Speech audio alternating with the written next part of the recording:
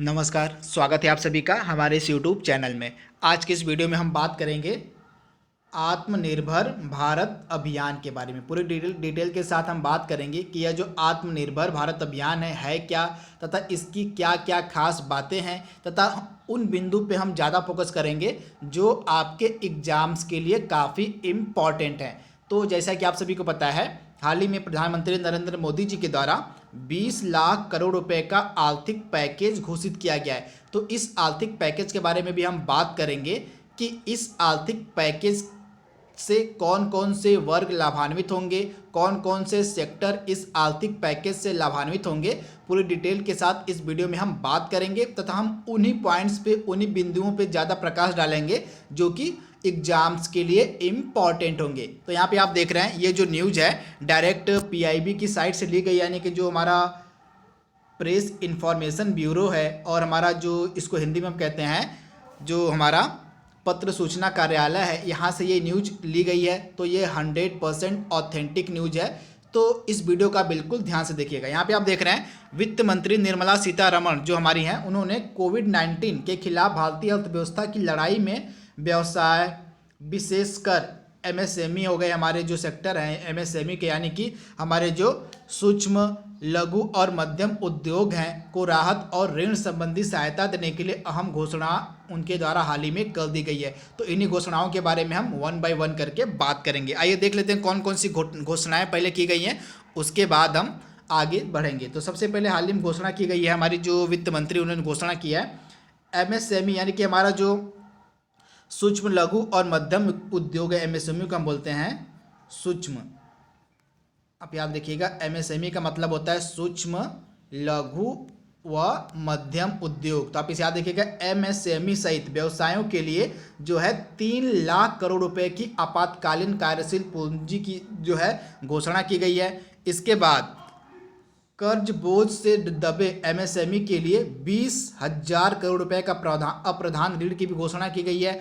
उसके बाद MSME funds of funds के बारे में जो है, इसके लिए जो एमएसएमई फंड्स ऑफ फंड है के माध्यम से 50,000 करोड़ रुपए की इक्विटी सुलभ कराई गई है। उसके बाद एमएसएमई की नई परिभाषा भी हाल ही में जो है वित्त मंत्री निर्मला सीतारमण के द्वारा जो है क्या की गई, तो एमएसएमई की नई परिभाषा भी बताई गई, उसके बारे में भी हम बात करेंगे। उसके बाद यहाँ पे आप देख रहे हैं 200 करोड़ रुपए तक की सरकारी निविदाओं के लिए कोई वैश्विक निविदा नहीं की जाएगी, यानी कोई कॉन्ट्रैक्ट नहीं किया जाएगा। उसके बाद जून जुलाई व अगस्त 2020 के वेतन महीनों के लिए व्यावसायिक व संगठित कामगारों के लिए जो कर्मचारी निधि संबंधी सहायता है 3 माह के लिए बढ़ा दी गई, इसके बारे में हम बात करेंगे।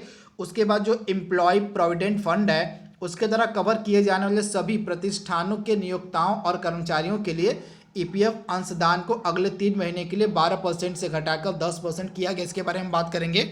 उसके बाद हमारी जो एनबीएफसी का मतलब क्या होता है, नॉन बैंकिंग फाइनेंशियल कॉरपोरेशन। आप याद देखिएगा, एनबीएफसी का मतलब होता है जो हमारे गैर बैंकिंग वित्तीय कंपनियां हैं। उसके बाद आपकी एचएफसी का मतलब क्या हो गया, जिसे भी आप याद देखिएगा, एचएफसी का मतलब आवास वित्तीय कंपनियां हो गया। उसके बाद एमएफआई का मतलब क्या होता है, तो माइक्रो फाइनेंस सेक्टर। तो यहाँ पे आप देख रहे हैं, तो वित्त मंत्री हमारी हैं जिन्होंने एनबीएफसी यानी कि हमारा जो गैर बैंकिंग वित्तीय कंपनियां हैं, उसके बाद एचएफसी हमारी जो आवास वित्तीय कंपनियां हैं, उसके बाद एमएफआई मतलब माइक्रो फाइनेंस सेक्टर है के लिए 30,000 करोड़ रुपए की विशेष तरलता योजना की घोषणा की गई है।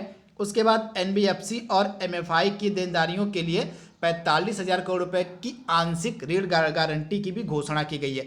उसके बाद हमारी जो डिस्कॉम यानी कि हमारी जो इलेक्ट्रॉनिक कंपनियां हैं, डिस्कॉम का मतलब क्या होता है, तो डिस्कॉम का मतलब हो जाएगा हमारी जो विद्युत सेक्टर है, हमारा जो इलेक्ट्रॉनिक्स का सेक्टर, हमारा जो विद्युत सेक्टर है, उसके लिए 90,000 करोड़ रुपए की तरलता सुलभ कराई गई है सरकार के द्वारा।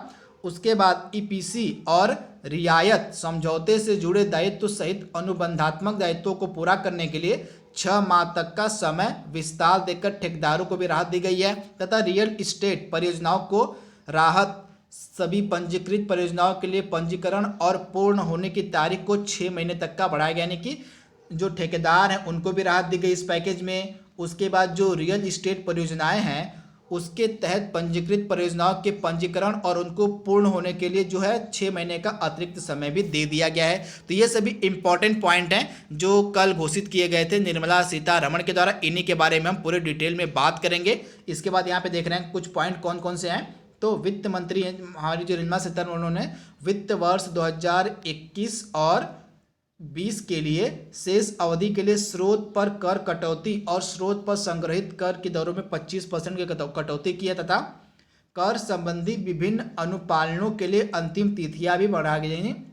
जो टैक्स रिटर्न्स के नियम हैं उनको भी बढ़ा दिया गया है इस आत्मनिर्भर भारत अभियान में। तो इसके बारे में हम पूरे डिटेल में बात करेंगे, तो इस वीडियो का बिल्कुल ध्यान से देखिए।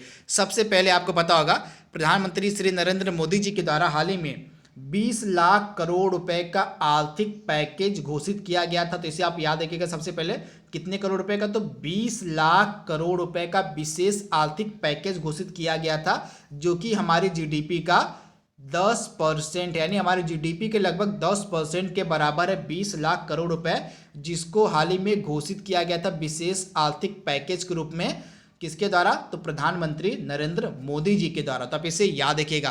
तथा प्रधानमंत्री नरेंद्र मोदी जी ने आत्मनिर्भर भारत अभियान के लिए स्पष्ट आह्वान किया तथा आत्मनिर्भर भारत अभियान के इन्होंने 5 पिलर यानी कि जो 5 पिलर्स होते हैं, 5 स्तंभ होते हैं, उसके बारे में बात की। तो 5 स्तंभ कौन कौन से हैं, अर्थव्यवस्था हो गई, हमारी इकोनॉमी हो गई, इंफ्रास्ट्रक्चर यानी कि अवसंरचना हो गया। ये आपके लिए इंपॉर्टेंट, इसे आप नोट डाउन कर लीजिएगा कि आत्मनिर्भर भारत के 5 स्तंभ कौन कौन से हैं। तो अर्थव्यवस्था हो गई, उसके बाद अवसंरचना हो गया, उसके बाद सिस्टम हो गया, उसके बाद युवा आबादी, उसके बाद मांग यानी कि डिमांड। तो ये 5 आत्मनिर्भर भारत की 5 स्तंभ हैं। तो इसे आप याद रखिएगा कौन कौन से हैं, अर्थव्यवस्था यानी कि इकोनॉमी हमारी, अवसंरचना यानी कि इंफ्रास्ट्रक्चर, प्रणाली यानी कि सिस्टम, युवा आबादी और उसके बाद मांग यानी कि डिमांड। तो ये 5 स्तंभ हैं आत्मनिर्भर भारत के। तो इसे आप याद रखिएगा, ये आपके एग्जाम में डायरेक्टली पूछा जा सकता है।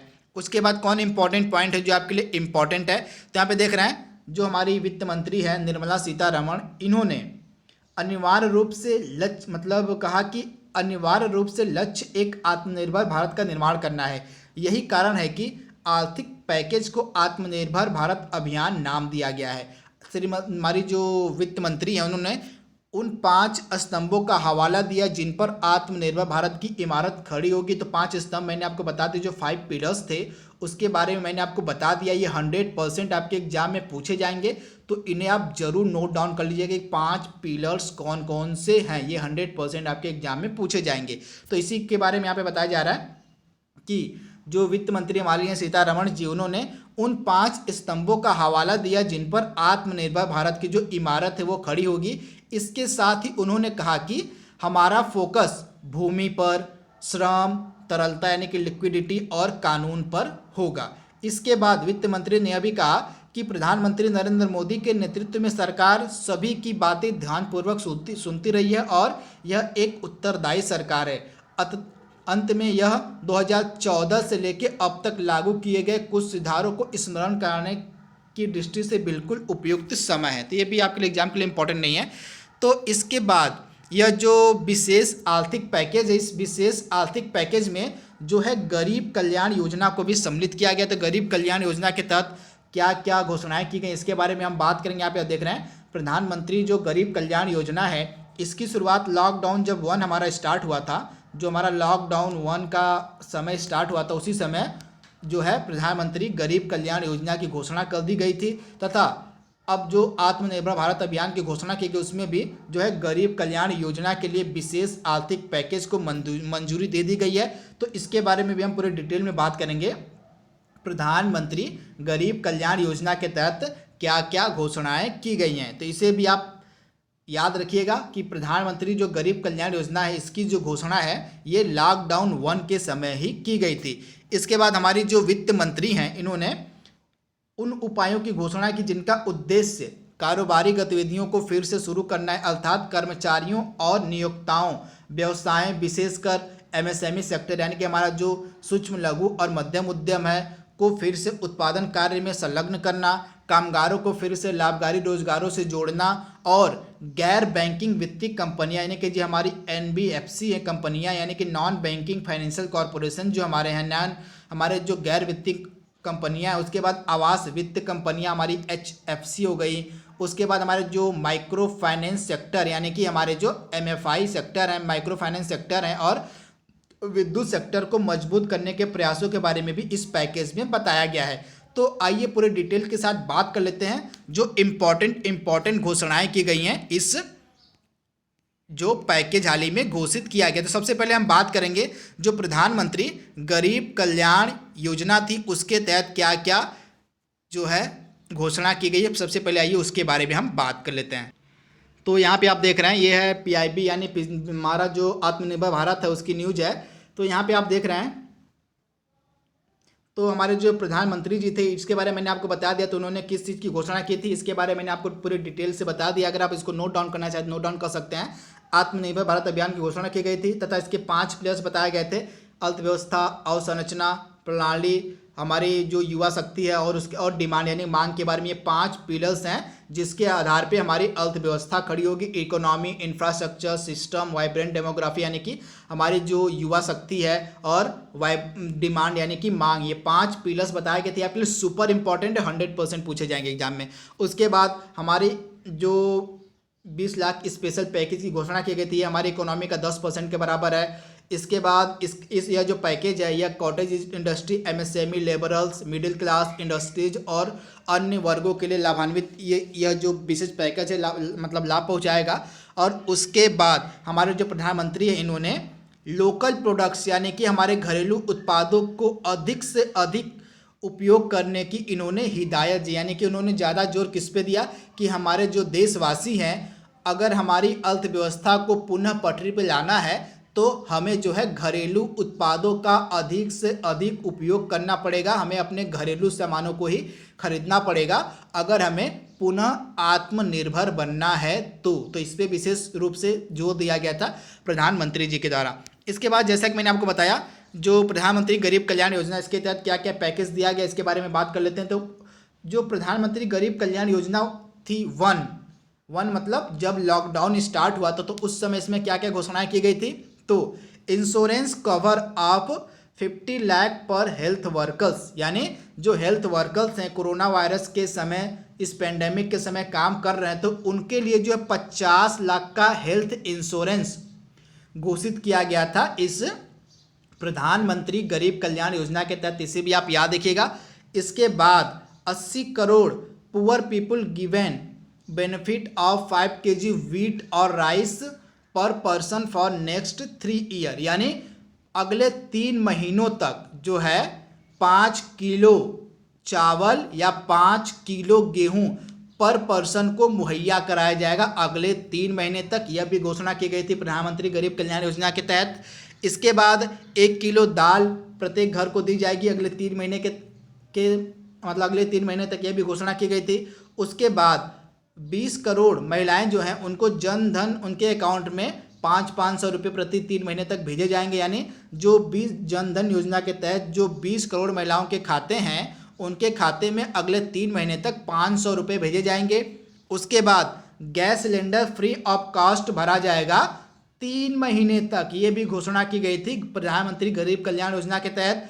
उसके बाद इंक्रीज इन मनरेगा वेजेस यानी मनरेगा का जो वेज था दिन भर का उसको बढ़ाकर 202 रुपये किया गया था। पहले यह 182 रुपये था, अब इसको 202 रुपये कर दिया गया था प्रधानमंत्री गरीब कल्याण योजना के तहत। उसके बाद जो एक्स ग्रेसिया यानी कि जो राशि दी गई थी, एक्स ग्रेसिया का मतलब क्या होता है, कानूनी बाध्यता के बिना सद्भावना स्वरूप दिया गया धन। तो एक्स ग्रेसिया जो है यह 1000 रुपये पुअर सिटीजन, पुअर विडोज और पुअर दिव्यांग यानी डायरेक्ट जो गरीब लोग हैं, गरीब सिटीजन्स हैं, जो विधवाएं हैं और जो गरीब दिव्यांग हैं उनके खाते में डायरेक्ट 1000 रुपये भेजे जाएंगे सरकार के द्वारा। तो ये जो लॉकडाउन 1 स्टार्ट हुआ था तो उस समय ये घोषणाएं की गई थी प्रधानमंत्री गरीब कल्याण योजना के तहत। इसे आप याद रखिएगा, 100% आपके एग्जाम में पूछे जाएंगे।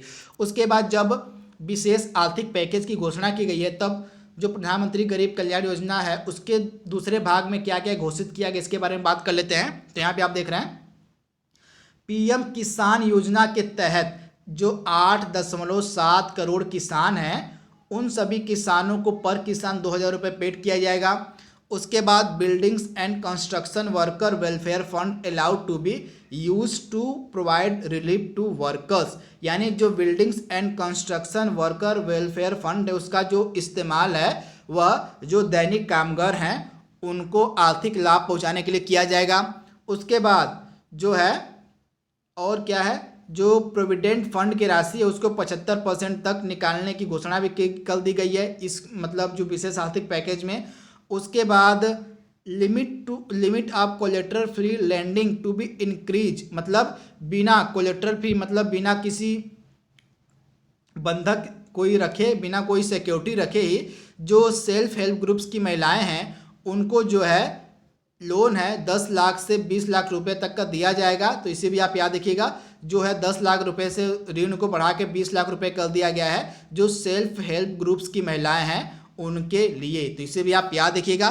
उसके बाद district mineral fund to be use for supplementing and augmenting facilities for medical testing and screening, यानी जो है डिस्ट्रिक्ट मिनरल फंड्स है इसका जो इस्तेमाल है वह मेडिकल टेस्टिंग और स्क्रीनिंग में किया जाएगा। तो यह जो विशेष घोषणाएं हैं ये की गई हैं प्रधानमंत्री गरीब कल्याण योजना पैकेज 2 के तहत, तो इसे भी आप याद रखिएगा। इसके बाद अब हम अन्य योजनाओं के बारे में बात करेंगे जो हाल ही में घोषित की गई हैं। तो हमने एमएसएमई के बारे में पूरे डिटेल में बात कर मतलब हमने प्रधानमंत्री गरीब कल्याण योजना के बारे में हमने पूरे डिटेल में बात कर ली है। अब हम बात करेंगे जो विशेष आर्थिक पैकेज है जो किसको किसको किस सेक्टर में दिया गया। तो एमएसएमई यानी कि हमारा जो सूक्ष्म लघु और मध्यम उद्योग है तथा उसके सहित व्यवसायों के लिए 3 करोड़ रुपए के आपातकालीन कार्यशील पूंजी की व्यवस्था की गई है। तो इसे आप याद रखिएगा, ये बस इतना जो पॉइंट है बस इतना आप याद रखिएगा, इतना आपके एग्जाम में पूछा जाएगा, इससे ज़्यादा नहीं पूछा जाएगा। इसके बाद कर्ज में दबे एमएसएमई के लिए जो है 20,000 करोड़ रुपए का अप्रधान ऋण की घोषणा की गई, ये भी आपके एग्जाम में पूछा जा सकता है। तो बस जो पॉइंट हैं जो बोल्ड पॉइंट हैं उन्हें भी आप याद रखिएगा, बस इतने ही आपके एग्जाम में पूछे जाएंगे, इससे ज़्यादा आपके एग्जाम में पूछे जाने की संभावना बहुत ही कम है, यानी कि रेयर संभावना है। तो जितने बोल्ड पॉइंट होंगे जो आपके एग्जाम के लिए होंगे उन्हीं को आप याद रखिएगा, मैं आपको उन्हीं को बताते चल रहा हूँ। जहाँ आवश्यकता पड़ेगी मैं वहाँ पे आपको जो है डिटेल में भी बता दूंगा। इसके बाद एमएसएमई फंड्स ऑफ फंड सबसे पहले आप जानिए क्या होता है। तो फंड्स ऑफ फंड जो होता है ये स्टार्टअप के लिए होता है। किसके लिए? तो स्टार्टअप को बढ़ावा देने के लिए जो है फंड्स ऑफ फंड्स की घोषणा की गई थी। तो इसमें एमएसएमई फंड्स ऑफ फंड्स के माध्यम से जो है 50,000 करोड़ रुपए की इक्विटी सुलभ कराई जाएगी, यानी एमएसएमई यानी कि सूक्ष्म लघु और मध्यम उद्योग में स्टार्टअप्स को बढ़ावा देने के लिए जो है 50 लाख करोड़ रुपए की जो इक्विटी है वह सुलभ कराई जाएगी। तो ये भी पॉइंट आपके लिए इम्पॉर्टेंट है। इसके बाद एमएसएमई की जो नई परिभाषा है दी गई है क्या है, तो निवेश की सीमा बढ़ाकर एमएसएमई की परिभाषा को संशोधित किया गया है तथा टर्नओवर का एक अतिरिक्त मानदंड भी शामिल किया गया है एमएसएमई में, तथा विनिर्माण और सेवा क्षेत्र यानी सर्विस सेक्टर के बीच के अंतर को भी समाप्त कर दिया गया है। तो ये भी आपके लिए इंपॉर्टेंट है। उसके बाद एमएसएमई के लिए अन्य उपाय क्या किए गए हैं, तो एमएसएमई के लिए ई मार्केट लिंकेज को बढ़ावा दिया जाएगा जो व्यापार मेलों और प्रदर्शनियों के प्रतिस्थापन के रूप में काम करेगा। सरकार और सीपीएससी की ओर से जो है एमएसएमई को प्राप्य 45 दिनों में जारी किया जाए। अपने उतना आपके लिए इंपॉर्टेंट नहीं से आप ध्यान मत दीजिएगा। उसके बाद 200 करोड़ रुपए तक की सरकारी निविदाओं के लिए कोई वैश्विक निविदा नहीं की जाएगी, ये आपके लिए इंपॉर्टेंट है। 200 करोड़ रुपए तक का जो गवर्नमेंट कॉन्ट्रैक्ट है उसके लिए कोई भी वैश्विक निविदा की जरूरत नहीं पड़ेगी।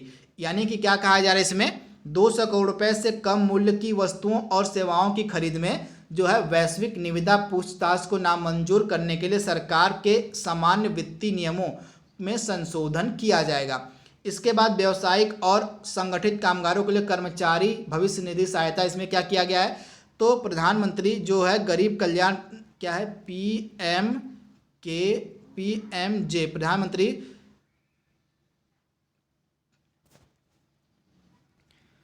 तो इसमें क्या कहा गया है, व्यावसायिक और संगठित कामगारों के लिए कर्मचारी निधि मतलब जो भविष्य निधि सहायता है, इसके रूप में जो है भारत सरकार ईपीएफ में नियोक्ता और कर्मचारी दोनों की ओर से वेतन में 12% की योगदान करती है और जून, जुलाई और अगस्त 2020 के वेतन महीनों के लिए जो है 3 माह तक का समय बढ़ाया जाएगा। यानी जो है ईपीएफ है उसके तहत जो 3 माह का समय और बढ़ा दिया जाएगा और इसके तहत 2500 करोड़ रुपए का कुल लाभ 72.22 लाख कर्मचारियों को मिलेगा।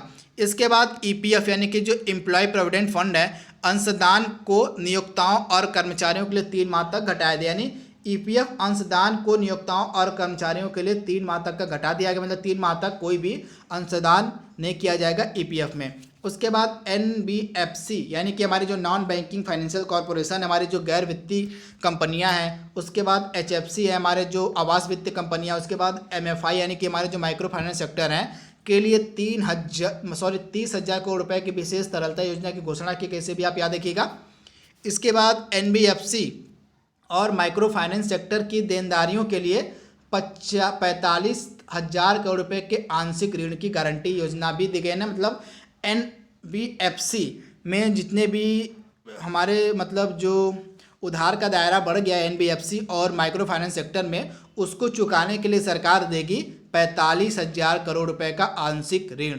इसके बाद डिस्कॉम यानी कि हमारे जो बिजली सेक्टर है, हमारा जो डिस्कॉम क्या होता है, हमारा जो विद्युत सेक्टर है, आप याद रखिएगा हमारा जो विद्युत सेक्टर है उसको हम डिस्कॉम कहते हैं। तो डिस्कॉम के लिए 90,000 करोड़ रुपए की तरलता सुलभ कराई जाएगी। यानी डिस्कॉम के तहत जो है हमारे यानी हमारा जो पावर फाइनेंस कॉरपोरेशन है और रूरल इलेक्ट्रिफिकेशन कॉरपोरेशन है, उसके तहत जो है 90,000 करोड़ रुपए की तरलता उपलब्ध कराई जाएगी। इसके बाद आपका ठेकेदारों को राहत दी गई है। ठेकेदारों मतलब रेलवे, यहाँ पे आप देख रहे हैं रेलवे, सड़क परिवहन और राजमार्ग मंत्रालय और सीपीडब्ल्यूडी जैसी सभी केंद्रीय एजेंसियों ईपीसी और रियायत समझौते से जुड़े दायित्वों सहित अनुबंधात्मक दायित्वों को पूरा करने के लिए 6 माह तक का समय का विस्तार दे दिया गया है सभी ठेकेदारों के। यानी अतिरिक्त समय का विस्तार दे दिया गया है 6 महीने का। यानी जितने भी ठेकेदारों के काम बाकी हैं उनको पूरा करने के लिए 6 माह तक का समय अतिरिक्त दे दिया गया है। उसके बाद रियल इस्टेट परियोजनाओं को राहत दी गई है। इसके तहत राज्य सरकारों को यह सलाह दी जा रही है कि रेरा मतलब क्या होता है ये जानिए आप। तो रेरा का मतलब यहाँ पे है जो है रियल इस्टेट अधिनियम 2016। यह क्या है, रियल इस्टेट अधिनियम जो 2016 है, उसके तहत अप्रत्याशित परिस्थितियों या आपदा अनुच्छेद का उपयोग करें। सभी पंजीकृत परियोजनाओं के लिए पंजीकरण और पूर्णतः तिथि 6 माह तक बढ़ाई जाएगी तथा राज्य की परिस्थितियों के आधार पर 3 माह और बढ़ाया जा रहा है। रेरा के तहत विभिन्न वैधानिक अनुपालनों को भी एक साथ बढ़ाया जाएगा। व्यवसाय के लिए राहत दी गई है इसमें। और कर संबंधी प्रावधान ये आपके लिए इम्पॉर्टेंट है। तो स्रोत पर कर या स्रोत पर संग्रहित कर की दरों में कटौती की गई है। निवासियों को होने वाली सभी गैर वेतन भोगी भुगतान के लिए टीडीएस दरों और स्रोत पर कर की दर में वित्त वर्ष 2021-20 की शेष अवधि के लिए निर्दिष्ट दरों में 25% की कमी की गई है। इससे 50,000 करोड़ रुपए की तरलता सुलभ होगी। आकलन वर्ष 2020-21 के लिए जो है सभी आयकर रिटर्न्स की जो अंतिम तिथि थी 30 नवंबर 2020 तक बढ़ा दी गई। यानी इनकम टैक्स रिटर्न की जो तारीख है यह 30 नवंबर 2020 कर दी गई है। इसी तरह टैक्स ऑडिट की अंतिम तिथि भी 31 अक्टूबर 2020 तक बढ़ा दी गई है। तो ये भी आपके लिए इम्पॉर्टेंट है। तथा विवाद से विश्वास योजना के तहत अतिरिक्त राशि के बिना ही भुगतान करने की जो तारीख है वह 31 दिसंबर 2020 तक बढ़ा दी गई है। तो ये कुछ इम्पॉर्टेंट जो घोषणाएं थी जो हाल ही में वित्त मंत्री के द्वारा की गई आत्मनिर्भर भारत अभियान के तहत, उनके बारे में हमने बात कर ली है। आई होप आपको वीडियो पसंद आया होगा। तो आज के लिए बस इतना ही। Thank you, thanks for watching, thank you.